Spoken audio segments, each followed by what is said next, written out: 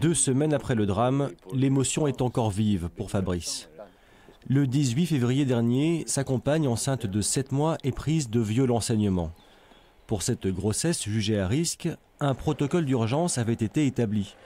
Mais entre son activation à 19h45 et la constatation du décès du bébé à l'hôpital de Montélimar, plus de 3 heures se sont écoulées. Beaucoup plus long que prévu.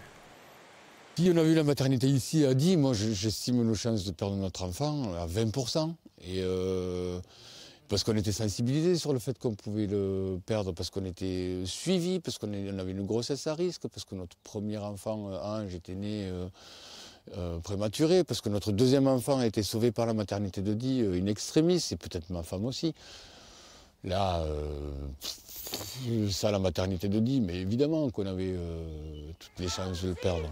Pendant plusieurs années, les habitants ont lutté pour maintenir en vain la maternité sur ce territoire reculé de la Drôme, allant même jusqu'à imaginer une aire d'accouchement pour remettre en cause les temps de trajet jusqu'aux hôpitaux voisins.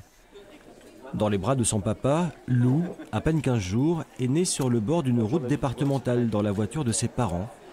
Entre les premières contractions et l'accouchement, il ne s'est déroulé que 40 minutes. A dit, ça y est, c'est arrivé, une petite est née dans une bagnole, quoi. Donc ça, c'est quand même pas... dans une, enfin, ça peut plus continuer, c'est un fait. Il y a ça, il y a ce qu'on a vécu nous, il y a ce qu'ont vécu les autres parents quelques jours par la suite, qui est d'autant plus horrible. Enfin, qu'est-ce qu'il vous faut de plus, quoi? Pour le collectif de défense de la maternité de Die, ces exemples prouvent que l'offre de soins est inadaptée au territoire. Toutes les promesses et tout ce qui a été soi-disant mis en place par l'ARS ne fonctionne pas, met en danger la population. Et que clairement, rien ne remplace une maternité et un bloc de chirurgie d'urgence pour assurer la sécurité des parturientes du Diois.